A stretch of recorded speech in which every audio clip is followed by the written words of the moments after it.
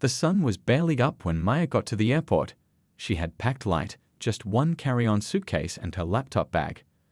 This meeting in San Francisco could change everything for her career. After working 10 years at her marketing firm, this was her chance to land their biggest client yet. Maya got to her gate early, like she always did. She liked having time to get settled, maybe grab a coffee, and look over her presentation one more time. The boarding area was filling up with the usual mix of business people and families. Nothing seemed out of the ordinary. When her zone was called, Maya lined up with her boarding pass ready on her phone. She smiled at the gate agent, who scanned her ticket without issue. Walking down the jet bridge, Maya mentally went through her presentation points one last time. She found her seat, 14C, an aisle seat she had picked carefully. Maya stored her small suitcase in the overhead bin and placed her laptop bag under the seat in front. She buckled up and sent a quick text to her team back at the office. "Boarding now. We'll touch base when I land." About 10 minutes before the scheduled departure, while other passengers were still finding their seats, a flight attendant stopped at her row. "Excuse me, ma'am, can I see your boarding pass?" the flight attendant asked. Her name tag read Diane. Maya pulled up the boarding pass on her phone again and showed it to Diane. Diane frowned. "There seems to be an issue with your ticket. Let me check something." Maya felt a small knot form in her stomach but kept calm. "Is there a problem?" The gate agent just scanned it without any issues. Diane didn't answer but walked to the front of the plane to speak with another crew member. They both looked back at Maya several times while talking. The other passengers around her started to notice. 5 minutes later, Diane returned with the lead flight attendant. "Ma'am, we need you to gather your belongings and come with us," the lead flight attendant said. Maya's heart started racing. "I don't understand. What's the issue?" "There's a problem with your ticket that we need to resolve at the gate." Maya looked at her phone. "My ticket is valid. I was just checked in by your gate agent. Can you tell me what the specific problem is?" By now, the nearby passengers were watching. An older man across the aisle had taken out his phone and was recording. "Please lower your voice," the lead flight attendant said, though Maya hadn't raised her voice at all. "I'm speaking normally," Maya replied. "I just want to understand what's happening." Instead of explaining, the lead flight attendant signaled to someone at the front of the plane. 2 airport security officers came down the aisle. "Ma'am, you need to deplane now," one of the officers said. Maya felt her face grow hot with embarrassment as every eye on the plane turned to her. "I haven't done anything wrong. Please just tell me what the issue is with my ticket." No explanation came. Instead, one of the security officers reached for her laptop bag while the other stood waiting for her to get up. More passengers were recording now. Someone a few rows back called out, "What did she do?" No one answered. Maya, seeing no choice, stood up. Her legs felt shaky. "This isn't right," she said, trying to keep her voice steady. "I've done nothing wrong." As she walked down the aisle, escorted by security, Maya heard whispers. She kept her head high, though tears threatened to spill. In the jet bridge, she asked again what the problem was. The security officers only said they were following instructions from the airline. Back at the gate, a supervisor told her she was being uncooperative and would not be allowed to board another flight that day. Maya missed her meeting. The client signed with another agency. But that wasn't the end of the story. It was just the beginning. Because what the airline didn't know was who they were dealing with. And Maya wasn't someone who would just go away quietly. Maya sat in her apartment that night, still in her business suit, staring at her phone. Her inbox was flooded with messages from her team asking what happened. The client had gone with their competitor. A year of work down the drain. But what hurt more than the lost opportunity was the feeling of being treated like a criminal when she had done nothing wrong. She made herself some tea, her hands still a bit shaky. As she scrolled through her phone, she saw that videos of her being removed from the plane were already spreading online. Her stomach dropped. Someone had posted it with the caption, "Woman kicked off flight today. Anyone know what happened?" The comments section was a battlefield. Some people wrote things like, "She must have done something," and "There's always 2 sides." Others defended her. She was just sitting there calmly. This is wrong. Maya took a deep breath and clicked on the airline's website to file a complaint. She wrote everything down in detail: how her valid ticket was suddenly questioned, how no explanation was given, how she was humiliated in front of an entire plane of passengers. She hit submit and received an automated response. Thank you for your feedback. We aim to respond within 5 to 7 business days. The next morning, her phone wouldn't stop buzzing. The video had gone viral overnight. News outlets were trying to reach her. Her mother called, worried after seeing her daughter's face on the morning news. "I'm okay, Mom," Maya said, though she wasn't. She hadn't slept all night. 3 days later, the airline finally responded. The email was short and formal. "We regret your experience did not meet your expectations. After reviewing the incident, we have determined that our staff followed established protocols. As a gesture of goodwill, we are offering you a $300 flight voucher valid for 1 year." Maya read the email 3 times. No apology, no explanation, just a voucher she would never use. She posted the airline's response on her social media. Within hours, her inbox filled with messages from other travelers sharing similar stories. "They did the same thing to me last summer," wrote a woman named Tanya. "I had my 2 kids with me. No explanation." "This happened to my brother," wrote another person. "They claimed his behavior was concerning. He was reading a book." That evening, Maya received a call from a college friend who worked as a reporter. "People are talking about what happened to you," her friend said. "Would you be willing to share your story?" Maya hesitated. She was a private person who had always kept her head down and worked hard. Going public would change that. But then her phone buzzed with another message. It was from a flight attendant who worked for the same airline. "I saw what happened to you. This isn't the first time. Many of us have complained about certain supervisors targeting passengers, especially people of color. Nobody listens." That decided it for Maya. This wasn't just about a missed meeting anymore. While preparing for her interview, Maya dug deeper into the airline's history. She found forum threads, social media posts, and news articles describing patterns of similar incidents. The airline had settled several discrimination lawsuits quietly over the years. The night before her interview, Maya couldn't sleep again, but for a different reason. Her marketing mind was working overtime. She knew that real change wouldn't come from just telling her story, or even from a lawsuit. The voucher email from the airline sat open on her laptop. She looked at the airline's logo at the top, the company that thought $300 would make her go away. "You have no idea who you're dealing with," she whispered to the screen. Maya had a new plan forming, one that would shake the airline to its core. Maya's TV interview aired on a Thursday evening. By Friday morning, her phone wouldn't stop ringing. People from across the country reached out to share support and their own stories. But Maya wasn't just collecting sympathy. She was building a strategy. She sat at her kitchen table, laptop open, a fresh notebook beside it. Years of creating marketing campaigns had taught her how to approach a problem from every angle. This wasn't so different, except now she was the client. "Know your target," she whispered to herself, tapping her pen against the notebook. Maya pulled up the airline's corporate website. She scrolled past the smiling faces in the header photos and clicked on Leadership. 12 executives smiled back at her, 11 white men and 1 white woman. She wrote down each name. Next, she looked up the company's board of directors. More of the same. She noted their names too, then began researching each one. Where else did they work? What were their backgrounds? Who were they connected to? A text came in from her best friend. "Saw you on the news. You were amazing. What's your next move?" Maya didn't answer right away. She kept digging.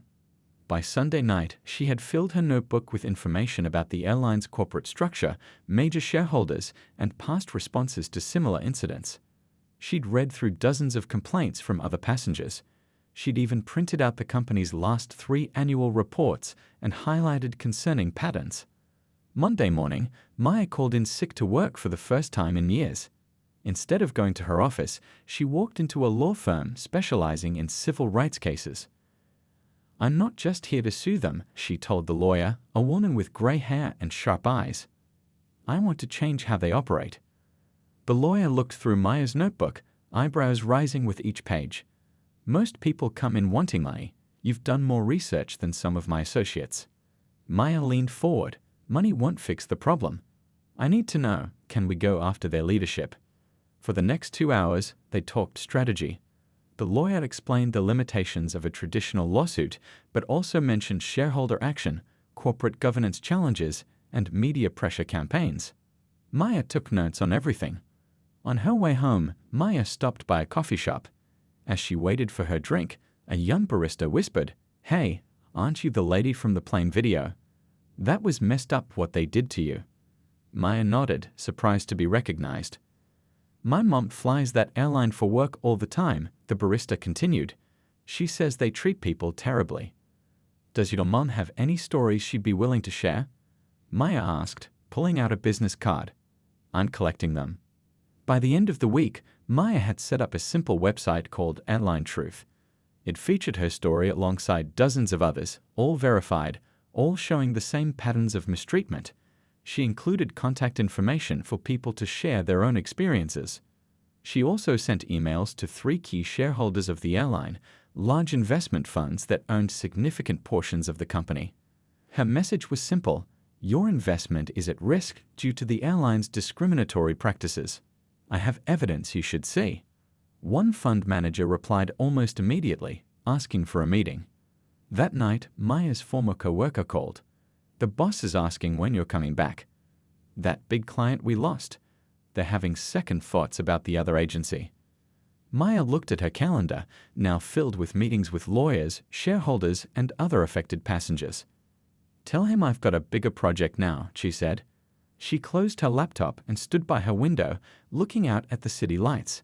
For the first time since the incident, she felt a sense of purpose stronger than the humiliation. The airline thought they were dealing with just another angry customer. They were about to find out that they were wrong. Maya's Airline Truth website crashed 3 times in its first week. Too many people were visiting it at once. What started as a simple page sharing stories had turned into something much bigger. In her small apartment, which now looked like a makeshift office with papers spread across every surface, Maya answered emails from morning until night. Her phone rang constantly with calls from passengers, flight attendants, and even a few former airline employees who wanted to share what they knew. "I never thought this would get so big so fast," Maya told her lawyer during their weekly check-in. "People have been waiting for someone to speak up," the lawyer replied. "You gave them a voice." Among the hundreds of messages, one stood out. It came from a passenger who had been on Maya's flight. The older man who first started recording when the flight attendants approached her. "I've been feeling guilty for weeks that I didn't say something," his message read. "I just sat there filming. I have the full video showing you did absolutely nothing wrong. Tell me how I can help." Maya called him immediately. His name was Robert, a retired teacher who had been flying to visit his daughter. He sent Maya his unedited video, which clearly showed how the situation unfolded from the very beginning. "This is exactly what we needed," Maya told him. "Would you be willing to join our group?" By the end of the month, Maya had formed what she called the Fly-Right Coalition, a group of passengers, aviation workers, and civil rights advocates who were committed to changing how the airline operated. They met in a community center downtown. The room was packed with people from all walks of life, each with their own story about the airline. "I was a flight attendant for 8 years, said a woman named Tina. "I reported discrimination against passengers many times. They always buried my reports." A man named David stood up. "They lost my mother's wheelchair and then blamed her for not properly tagging it. She missed my sister's wedding because of it." Maya listened to every story, taking notes. Then she stood up and walked to the front of the room. "Each of us alone is just a complaint they can ignore," she said. "Together, we're a movement they can't dismiss." She unveiled her plan, a 3-pronged approach targeting the airline's reputation, finances, and leadership. "We're not just going to file a lawsuit," she explained. "We're going to show their shareholders how their discriminatory practices are hurting their bottom line." The next day, Maya met with the fund manager who had responded to her email. They sat in a coffee shop, Maya with her notebook and the manager with his tablet. "I have to be honest," he said after reviewing the evidence she'd collected. "Our fund is committed to socially responsible investing. What you're showing me is troubling." "The airline's leadership has been covering this up for years," Maya explained. "They've paid settlements to keep it quiet, but they've never fixed the actual problems." The fund manager nodded slowly. Our fund owns nearly 6% of the airline. That gives us some leverage. That's why I wanted to meet with you first, Maya said. There are 2 other major funds I'm meeting with next week. Together, you could force real change. As Maya left the meeting, her phone buzzed with a news alert. The airline's stock had dropped 3% that day after a financial analyst cited growing reputational concerns in a report. That evening, Maya received an unexpected call. It was from someone who identified themselves as a board member of the airline. "I've seen your website," the board member said, voice low. "Not everyone in leadership agrees with how this has been handled. Some of us want to talk." Maya smiled as she looked at the Fly-Right Coalition's upcoming meeting agenda. She would need to update it. Things were moving faster than she had expected. The airline had tried to dismiss her as just another angry customer. Now they were calling her. Maya sat in a downtown high-rise, 30 floors up, looking across the table at 3 people in expensive suits. They represented a pension fund that owned nearly 8% of the airline's stock. She had spent the past 2 weeks meeting with similar investors. "Let me get this straight," said the woman at the center, tapping Maya's report. "You're saying the airline has spent over $40 million in the past 5 years on quiet settlements for discrimination cases?" Maya nodded. "And that doesn't include the cost of training new staff to replace those who quit because of the toxic culture." The 3 investors exchanged glances. "Our analysts never flagged this," said one of the men. "This is a serious financial risk the airline has hidden from shareholders." Maya opened her laptop and pulled up a graph showing the airline's declining customer satisfaction scores. Their reputation is getting worse every quarter. Meanwhile, their competitors are improving. After the meeting, Maya stood outside the building, taking a moment to breathe. She had once prepared marketing presentations for clients selling shoes or snack foods. Now she was talking to people who controlled billions of dollars, showing them how discrimination wasn't just wrong, it was bad for business. Her phone rang. It was Tina, the former flight attendant who had joined the Fly-Right Coalition. "You won't believe this," Tina said, her voice excited. 5 more current employees just reached out to join us. They're willing to speak on record about what they've seen. That night, Maya met with the board member who had called her. They sat in a quiet corner of a restaurant, speaking in low voices. Half the board didn't know how bad this was, the board member explained. The CEO has been downplaying these incidents for years, calling them customer service misunderstandings. "What about the videos?" Maya asked. "The lawsuits?" "They never showed us the full picture. Just sanitized reports saying the issues were resolved." Maya leaned forward. "The annual shareholder meeting is in 3 weeks. What happens if the board faces a no-confidence vote?" The board member looked uncomfortable. "That's never happened in the company's history." "There's always a first time," Maya said. The next morning, a financial news site published a feature story. Airline faces growing investor concern over discrimination allegations. The article mentioned Maya's meetings with major shareholders and included quotes from her growing coalition. By midday, the airline's stock had dropped another 4%. Maya's phone rang again. This time, it was the airline's head of public relations. "Ms. Johnson, we'd like to offer you a private settlement to resolve this unfortunate situation," the PR director said, his voice overly friendly. "What situation exactly?" Maya asked. "Your experience on our flight. We're prepared to offer significant compensation." Maya smiled to herself.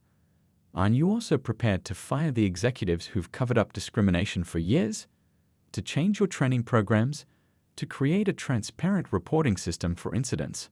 The line went quiet for a moment. "We could discuss some policy reviews." "I'm not interested in a settlement," Maya cut in. "I'll see your leadership team at the shareholder meeting." She hung up and immediately called her lawyer. "They just tried to buy me off. We're getting to them." That evening, the Fly-Right Coalition held its largest meeting yet. Nearly 100 people packed into the community center room. Maya updated everyone on the investor meetings and the growing pressure on the airline. 3 weeks until the shareholder meeting, she told the group. "We need to be ready." A young woman raised her hand. "I work in the airline's IT department. There's an internal database tracking passenger complaints. The real numbers are much worse than what they've admitted. Maya felt a surge of energy. Can you show us? The woman nodded. I took screenshots before I quit last month. They've been flighting passengers with ethnic names for extra scrutiny. A hushed shock went through the room. Maya stood tall. This isn't just about what happened to me anymore. This is about changing an entire system. The countdown to the shareholder meeting had begun. The day of the shareholder meeting arrived with rain pouring down in sheets. Maya stood under her umbrella outside the gleaming hotel where the airline held its annual gathering, watching executives hurry inside with worried faces. 3 months ago, she had been just another passenger. Today, her name was on everyone's lips. Ready? Asked her lawyer, standing beside her. Maya nodded. As ready as I'll ever be. They walked in together, joining a crowd of men and women in business attire. Maya wore the same suit she had been wearing the day she was kicked off the flight. It was a deliberate choice, a reminder of where this journey began. Inside the grand ballroom, hundreds of chairs faced a stage where the airline's leadership sat in a row. The CEO, a tall man with silver hair, leaned over to whisper something to the chief financial officer. They both glanced toward the door as Maya entered. She took her seat in the front row, alongside representatives from the 3 investment funds she had met with. Behind her sat dozens of members from the Fly-Right Coalition, each holding a small packet of papers Maya had prepared. The meeting began with the usual formalities: financial reports, voting procedures, introductions. The CEO spoke about a challenging but promising year ahead, never mentioning the controversy that had caused their stock to drop nearly 15% in the past month. Then came the section for shareholder questions. The CEO pointed to someone in the audience, clearly expecting a friendly question. Instead, the representative from the largest pension fund stood up. In light of recent revelations about systematic discrimination at this airline and the financial impact of these practices, we move to hold a vote of no confidence in the current leadership team. A murmur swept through the room. The CEO's face reddened. That's not on today's agenda, he said, his voice tight. According to company bylaws, shareholders representing more than 10% of voting stock can call for such a vote at any general meeting, the fund representative responded. We represent 8%, and I believe Ms. Johnson's coalition has secured proxies for at least another 7%. All eyes turned to Maya as she stood up. We've collected proxy votes from individual shareholders totaling 9.4% of the company, she said clearly. Together with the institutional investors, we call for this vote today. The CEO conferred urgently with the company's secretary and legal counsel. The room buzzed with whispers. This is unprecedented, someone behind Maya said. After several tense minutes, the CEO returned to the microphone, his composure cracking. We will proceed with the vote, he announced. But first, I'd like to address these so-called discrimination claims, which are simply misunderstandings blown out of proportion. Maya raised her hand. When the CEO ignored her, one of the board members, the same one who had secretly met with her, called out, I believe Ms. Johnson should be allowed to present her evidence before we vote. More whispers. The CEO reluctantly nodded. Maya walked to the center of the room. 3 months of preparation came down to this moment. She had practiced her speech 100 times, but now she set her notes aside. I'm not going to show you spreadsheets or statistics, she began, though we have those too. Instead, she gestured to the people behind her. I want you to meet James, who uses a wheelchair and was left stranded on the tarmac for 2 hours. An older man raised his hand. And Tina, who reported discrimination as a flight attendant 17 times and was told to keep quiet or lose her job. A woman stood up. And Robert, who recorded what happened to me and dozens of others like me. Person after person stood up as Maya spoke their names and briefly told their stories. By the time she finished, nearly half the room was standing, a visual testament to the airline's pattern of mistreatment. This isn't about one incident or one settlement, Maya concluded. This is about a culture that needs to change, starting from the top. When the votes were tallied an hour later, the result was clear. The shareholders had spoken. The CEO, CUO, head of customer service, and 2 long-serving board members were out. As the now former CEO stormed off the stage, Maya caught his eye. This wasn't personal revenge. This was accountability. 6 months had passed since the shareholder meeting. Maya sat in a bright conference room at the airline's headquarters, a place she once never imagined she'd be welcome. Around the table sat the new CEO, a woman with decades of experience in both aviation and civil rights work, along with a leadership team that looked nothing like the old one. They were discussing the quarterly results of their new anti-bias training program.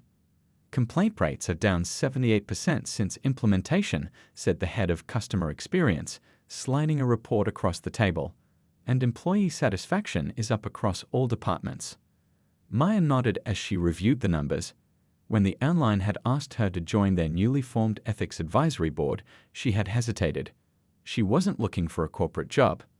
But the opportunity to oversee real change from the inside was too important to pass up. The new reporting system is making a difference, Maya said. People feel like they can speak up without fear of being ignored. After the meeting, Maya walked through the terminal of the same airport where her journey had begun. A gate agent recognized her and waved. Word had spread throughout the company about the woman who had transformed their workplace. Maya's phone buzzed with a message from Tina, the former flight attendant who had become her close friend through all this. Turn on the business news. Finding a quiet corner by a coffee shop, Maya pulled up the news on her phone. The headline made her smile. Major hotel chain faces investor pressure over discrimination claims. The report mentioned the Fly-Right model being used by a new coalition of hotel employees and customers. Maya hadn't set out to start a movement, but that's exactly what had happened. In the months since the airline's leadership change, the Fly-Right coalition had grown into a nationwide network helping people tackle discrimination in various industries, always using the same approach of building coalitions, documenting patterns, and applying investor pressure. As Maya waited for her flight to board, a young woman approached her tentatively. "Excuse me," she said. "Are you Maya Johnson? From the Fly-Right Coalition?" Maya nodded, used to being recognized now. "I just wanted to say thank you," the woman continued. "I'm in business school, and we studied your case. It changed how I think about creating change in companies." Maya smiled. "What did you learn from it?" "That sometimes the most effective way to fix a broken system isn't to work around it or just complain about it, it's to change who's running it." As they talked, Maya's phone rang. It was the lawyer who had been with her from the beginning, now helping other coalitions follow the Fly-Right approach. "You won't believe this," the lawyer said.